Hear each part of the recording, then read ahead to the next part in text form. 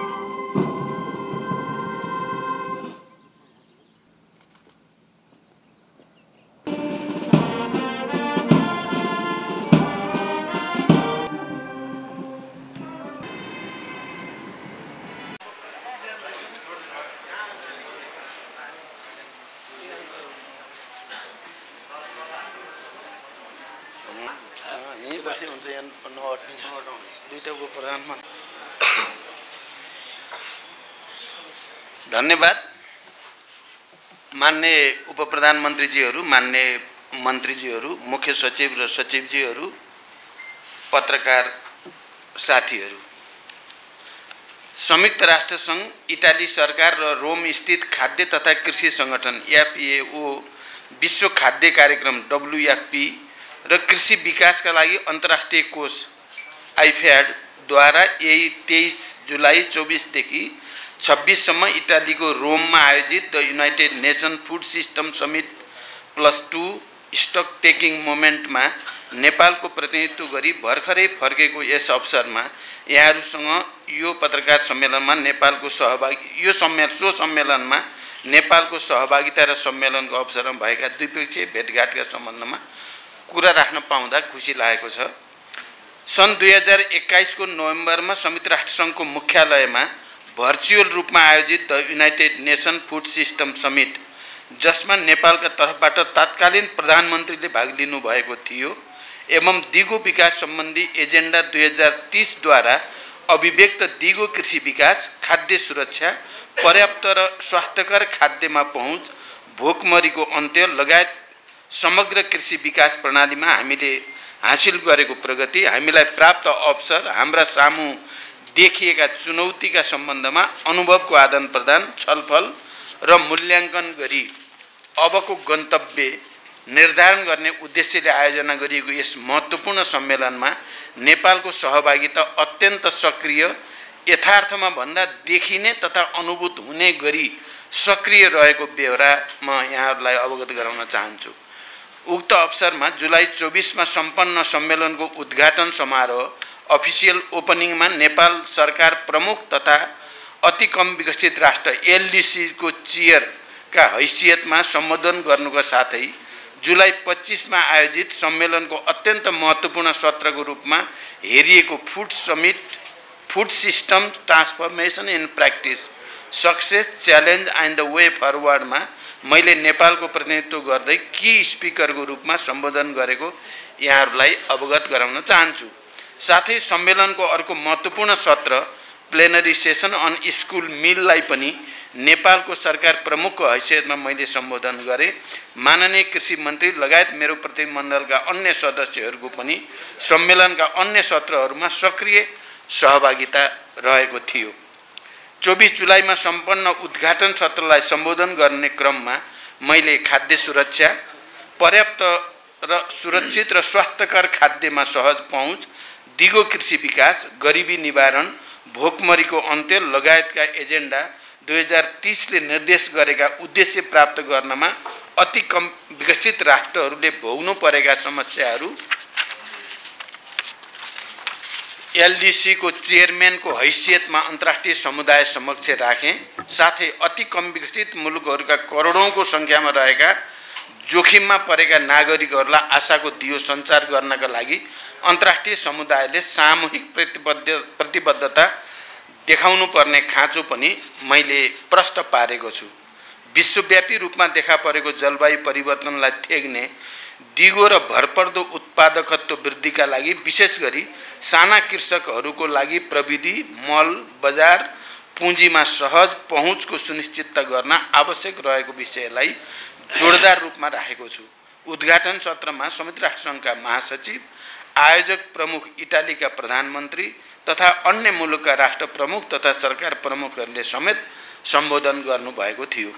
सोही दिन बिहान आयोजित स्कुल मिलसँग सम्बन्धित प्लेनरी सेसनमा बोल्दै मैले स्कुल मिलका सम्बन्धमा नेपाल सरकारबाट भएका प्रयासहरू अन्तर्राष्ट्रिय समुदाय समक्ष राखेको थिएँ।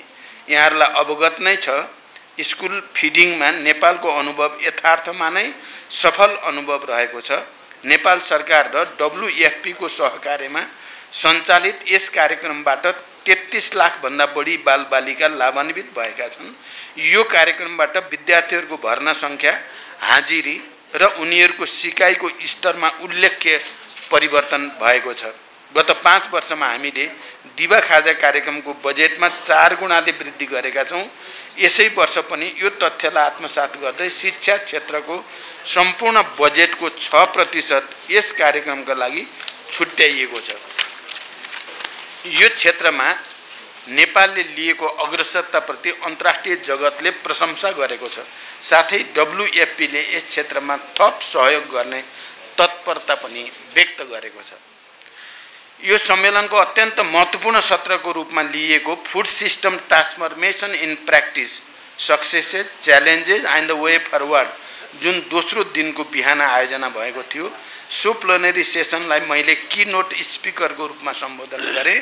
सो क्रममा मैले यो सम्मेलनले सन् 2021 मा आयोजित फूड सिस्टम समिट पश्चात समग्र खाद्य प्रणाली तथा कृषि क्षेत्रको विकासमा भएका कार्यहरूको समीक्षा गर्दै अबको बाटो तय गर्न हामीलाई मार्गदर्शन गर्ने कुरा हामीले व्यक्त गर्यौं। मैले अन्तर्राष्ट्रिय समुदाय समक्ष नेपालको संविधान धारा 36 ले प्रत्याभूत गरेको सम्पूर्ण नेपालीको खाद्य सम्बन्धी हक सुनिश्चित गर्न सरकार दृढ रहेको र सरकारले food system transformation strategic plan 2022 देखि 2030 तयार गरेको र त्यसलाई प्राथमिकताका साथ कार्यान्वयनमा लैजाने धारणा व्यक्त गरे।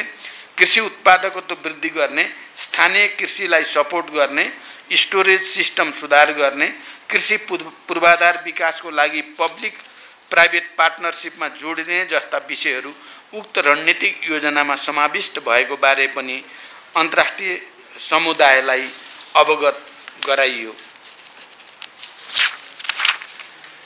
औपचारिक कार्यक्रमहरूका अतिरिक्त सम्मेलनका दौरानमा अत्यन्त महत्त्वपूर्ण द्विपक्षीय भेटवार्ता तथा संवादहरू भएका छन्।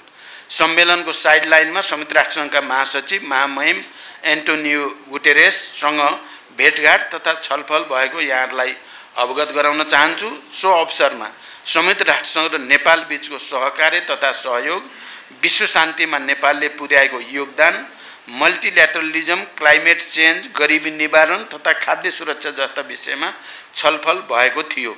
उक्त अवसरमा मैले उहाँलाई उपयुक्त समयमा नेपाल भ्रमण गर्नका लागि निमन्त्रणा गरेको छु र सो निमन्त्रणालाई उहाँले सहर्ष स्वीकार गर्नुभएको छ। उहाँ नेपालप्रति चासोका साथ जानकारी राख्ने शुभचिन्तक रहेको बारे यहाँहरूलाई जानकारी नै छ। उहाँ छिटै नै नेपाल आउने प्रतिबद्धता व्यक्त गर्नुभएको छ। यसैगरी खाद्य तथा कृषि संगठन FAO का डाइरेक्टर जनरल डाक्टर चु दोनग्यू, विश्व खाद्य कार्यक्रम WFP का एक्जिक्युटिभ डाइरेक्टर मिसेज क्लिन्डी हेन्सले म्याकेन र कृषि विकासलाई अन्तर्राष्ट्रिय कोषका प्रेसिडेन्ट डाक्टर अल्भारो लारियोसँग समेत भेटघाट तथा छलफल भयो। उक्त छलफलहरू नेपालको 30 सङ्गठनहरूसँगको सहयोग तथा विकास साझेदारी, नेपालमा 30 सङ्गठनहरूको सहयोगमा सञ्चालित आयोजनाहरूको कार्यान्वयन, नेपालको कृषि विकास, ग्रामीण विकास, खाद्य सुरक्षा, गरिबी निवारण तथा सङ्गठनहरू 30 सङ्गठनहरू अब हुने साझेदारी तथा सहयोगका सम्बन्धमा केन्द्रित रहेका थिए। यहाँहरूलाई अवगत नै छ, FAO, WFP, IFAD तीनै सङ्गठनले नेपालको कृषि विकास, ग्रामीण विकास, खाद्य सुरक्षा, गरिबी निवारण, महिला किसानहरूको जीवनस्तर सुधार जस्ता विषयमा लामो समयदेखि नेपालसँग सहकार्य गर्दै आएका छन्।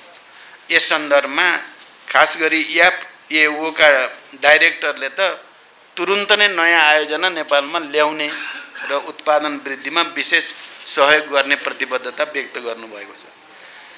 सम्मेलनको दौरानमा बङ्गलादेशका प्रधानमन्त्री महामहिम शेख हसिनासँग महत्त्वपूर्ण द्विपक्षीय भेटघाट भएको छ। यहाँहरूलाई अवगत नै छ, नेपाल र बङ्गलादेश बीच अत्यन्त सुमधुर र मैत्रीपूर्ण सम्बन्ध रहिआएको छ। सो भेटघाटमा नेपाल र बङ्गलादेश बीचको मैत्रीपूर्ण सम्बन्ध, आपसी सहयोग, क्षेत्रीय सहयोग, अन्तर्राष्ट्रिय मञ्चहरूमा नेपाल र बङ्गलादेश बीचको सहकार्य जस्ता विषयहरूमा हार्दिक र सौहार्दपूर्ण छलफल भएको थियो। यहाँहरूलाई अवज्ञात नै छ, बङ्गलादेश सरकार नेपालमा उत्पादित जलविद्युत खरिद गर्न इच्छुक रहेको छ। आर्थिक अन्तर्निर्भरताको यो अत्यन्त महत्त्वपूर्ण आयाम अब कार्यान्वयनको चरणमा रहेको छ। हालै मैले गरेको छिमेकी मित्र राष्ट्र भारतको औपचारिक भ्रमणका क्रममा नेपालले भारतीय भूमि भएर नेपालको जलविद्युत बङ्गलादेशमा निर्यात गर्ने सहमति भएको छ। त्यसलाई यथाशीघ्र औपचारिकता दिई जलविद्युत निर्यातको ढोका खोल्ने हाम्रो प्रयासले सार्थकता पाउँदैछ। बङ्गलादेशका प्रधानमन्त्रीसँग यो विषयमा अत्यन्त महत्त्वपूर्ण कुराकानी भएको छ र उहाँहरूको यो स्वतन्त्रताको 50औं वर्षको उपलक्ष्यमा मलाई निम्ता पनि दिनुभएको छ र मैले सकेसम्म बङ्गलादेश आउने भनेर भनेको पनि छु। भ्रमणकै क्रममा मैले NRNA इटालीद्वारा आयोजित कार्यक्रममा भाग लिई त्यहाँ रहेका नेपाली समुदायसँग विभिन्न विषयमा छलफल गरेको समेत अवगत गराउन चाहन्छु। नेपाली समुदायका तर्फबाट केही महत्त्वपूर्ण विषयहरूमा सहजीकरण गरिदिनका लागि सरकारलाई आग्रह भएको छ। ती विषयहरू समाधान गर्न सकेमा विदेशमा बस्ने नेपालीहरूलाई सहज सेवा पुग्ने, नेपालको निर्यात बढ्ने र नेपाल र मित्र राष्ट्रहरू बीच सम्बन्ध थप सुमधुर हुने मैले विश्वास लिएको छु। सो सम्मेलनमा म अत्यन्त व्यस्त रहेँ। सम्मेलनको पहिलो दिन त बिहान 9 बजेदेखि बेलुका 9 बजेसम्म करिब 12 घण्टा FAO को परिसरभित्र सम्मेलनमा सहभागिता र बैठकहरूमा व्यस्त रहेँ। केही बचेको समय समेत इटालीको आर्थिक, सामाजिक र सांस्कृतिक क्षेत्रमा गरेको विकासको अवलोकन गरेको छु। प्लेनमा चढ्नुभन्दा केही समय अगाडि मात्रै रोमको ओलम्पिको फुटबल स्टेडियमको अवलोकन पनि गरेँ। त्यो अवलोकन गर्न लायक रहेछ। फुटबल क्षेत्रमा उनीहरूले गरेको प्रगतिबाट हामीले पनि सिक्न सकिने धेरै कुरा भएको महसुस गरियो। यसरी सम्मेलनमा देखिएको नेपालको सक्रिय सहभागिता र सम्मेलनको दौरानमा भएका महत्त्वपूर्ण भेटघाटहरूबाट यो भ्रमण एउटा सफल भ्रमणको रूपमा रहेको पाएको छु। समग्रमा यो भ्रमणबाट अन्तर्राष्ट्रिय मञ्चमा अझ विशेष गरी संयुक्त राष्ट्रसङ्घीय मञ्चहरूमा नेपालको छवि एक स्वतन्त्र, सार्वभौम, संयुक्त राष्ट्र समग्र मल्टिल्याटरलिजम प्रति प्रतिबद्ध मुलुकको रूपमा अझ बढी मुखरित हुन पुगेको मैले विश्वास लिएको छु। मैले सुरुमा पत्रकारहरूको अगाडि राख्ने करिब त्यहाँ भएका कामहरूको प्रेस नोट यही नै हो। मलाई लाग्छ अब यसमा सबै कुरा आएको हुनाले तपाईहरुको प्रश्नको उत्तर भइसक्यो होला जस्तो लागेको छ। तैपनि केही छ भने राख्न सक्नुहुन्छ। एयरपोर्टबाट यो लेभलको तस्करी हुन सक्दैन भनेर सबैले पनि अवगत गरिरहेको छ। यसमा तपाईको भनाइ के छ र सँगसँगै तपाईले कृषिको सबै फेरिस्त सुनाइरहँदा स्वदेशमा लम्पी स्किन रोगबाट 30,000 पशुपक्षी मरिसकेका छन् र तपाईका संयन्त्रहरू चाहिँ कति पनि यसमा जिम्मेवार भएको देखिदैन। यो रोग नियन्त्रणका लागि कति पनि जिम्मेवार भएको पहिलो कुरा म अहिले चाहिँ अब इटालीमा राष्ट्रसङ्घको खाद्यसँग सम्बन्धित कार्यक्रममा सहभागी भएर आएको हुनाले मैले तपाईहरुले प्रश्न यसैसँग सोध्नु होला सम्बन्धित भएर भनेको अर्को सोध्नुभयो। अब म साथीहरुसँग कुराकानी गर्छु। एउटा चीज भने अब मैले प्रश्न भन्नुपर्छ, राजनीतिक उद्देश्यको निम्ति हत्तरपत्त प्रधानमन्त्रीको राजीनामा मागिहाल्ने, गृहमन्त्रीको राजीनामा मागिहाल्ने, अर्थमन्त्रीको राजीनामा मागिहाल्ने जो संस्कार बस्न खोजेको छ त्यो राम्रो होइन। प्रधानमन्त्री, गृहमन्त्री, अर्थमन्त्रीलाई स्पष्टीकरण राम्रोसँग दिने मौका पनि नदिनकन राजीनामा दिने भए देऊ, नत्र भने सदन चल्न दिँदैनौँ भनेर पहिल्यै घोषणा गर्ने कल्चर, यो राजनीतिक कल्चरले हामीलाई राम्रो ठाउँतिर लाँदैन। म यति भन्न चाहन्छु। अरू घटनाक्रम के भएको छ भन्ने कुरा मैले उपप्रधानमन्त्रीज्यूहरू मन्त्रीहरूसँग कुरा गरिसकेपछि मात्रै अनि भन्न सक्छु मैले। पहिलो कुरा। अब दोस्रो कुरा, लम्की स्किनको बारेमा हामी पहिले पनि क्याबिनेटमा पनि र मन्त्रालयमा पनि हामी लगातार छलफल गरेर धेरै हदसम्म तपाईले भने जस्तो स्थिति होइन। यो रोग फैलियो, हामीले चाहिँ सामान्य अनुमान गरे भन्दा बढी फैलियो, त्यो साँचो कुरा हो। तर सरकारको तर्फबाट त्यसको निदानको लागि पनि त्यत्तिकै प्रयास भएको छ र हजारौं गाई वस्तुहरू चाहिँ भ्याक्सिनबाट, उपचार प्रक्रियाबाट सन्चो पनि भएका छन्। अर्को पक्ष त्यो पनि हो। तर हामी सबै मिलेर यसलाई निदान गर्नको लागि अझै मेहनत गर्नुपर्छ भन्ने कुरा पनि साँचो हो। अब अहिले कृषि मन्त्री पनि मसँग नै हुनुहुन्थ्यो उता नै, उहाँले चाहिँ जानु अगाडि लम्की स्किनको चाहिँ रोकथामको निम्ति मैले भनेको पनि थिएँ, हामीले क्याबिनेटमा छलफल गरेका पनि थियौँ र धेरै मेहनत गरिएको छ। यो कुरा पनि पत्रकार साथीहरूले बुझ्दिन पर्यो। दोस्रो तेस्रो के भन्नु पर्यो। अब त्यसकारण अरू कुरा त अब तपाईहरुलाई थाहा छँदैछ। एउटा के कुरा हो भने अहिले हामी बडो उपयुक्त समयमा संयुक्त राष्ट्रसङ्घको एउटा महत्त्वपूर्ण फोरम एओको र त्योसँग सम्बन्धित अरू फोरममा गएर सक्रियतापूर्वक, अझ 2 दिन त यस्तो थियो कि त्यहाँ संसारभरिका अब राष्ट्रपति, सरकार प्रमुख, सबै मन्त्रीहरू त खचाखच हलमा थियो। त्यहाँ नेपालै नेपाल देखिन्थ्यो। किनोट स्पिकरले नेपालकै सुरु गर्दाखेरि पनि नेपालकै, सबै नेपालकै हुँदा त्यसले चाहिँ राम्रो सन्देश चाहिँ विश्वभरि प्रवाहित भएको छ। र चाहिँ फेरि राष्ट्रसङ्घका महासचिवसँग अनि एओकै डाइरेक्टरसँग जस्तो खुला दिलले कुरा भयो, उहाँहरू नेपाललाई सहयोग गर्ने, अझ बढाउने सहयोग भन्ने कुरामा प्रतिबद्ध हुनुभएको छ। त्यो चाहिँ वास्तवमा हाम्रो सक्रियता, हाम्रो एक खालको इन्टरभेन्सन भन्छ नि, हामीले आफ्नो ठाउँबाट जो हस्तक्षेप गर्यौं त्यो अझ त्यो बालबालिकाको खाद्य चाहिँ स्कुल मिल सम्बन्धी विषयमा त खुलेर प्रशंसा गरे। मैले बोलेर तल झल्न पाएको छैन, बधाई दिनेको ताती भयो, यही हो गर्नुपर्ने भने जस्तो भयो। र पछिका मिटिङहरू पनि, शेख हसिनासँगको मिटिङ पनि अनि डाइरेक्टरसँगको मिटिङ पनि त्यसरी नै नेपालको राष्ट्रिय हितमा महत्त्वपूर्ण चाहिँ बैठक भएको मैले महसुस गरेको छु। कतिपय पत्रकार साथीहरूले प्रधानमन्त्री नगए नै हुने, कहिले नै गएको थिएन, भएकै र त जम्मा 2021 बाट पहिलो भएको 2021, त्यसपछि अहिले भएको 2021 मा नेपालको प्रधानमन्त्रीले र संसारभरि भर्चुअल मिटिङ भएर छ। त्यहाँ पत्रकार साथीहरूले पनि अलि राम्रो बुझेर अध्ययन गरेर लेख्न पर्छ। तपाईहरुलाई भने त होइन, जसले लेख्नुभयो विचारै नगरी लेखिदिने के। नेपाललाई, राष्ट्रलाई फाइदा भएको कुरा त फाइदा भयो भन्न पनि सक्नु पर्यो नि। अरु धन्यवाद। Thank you.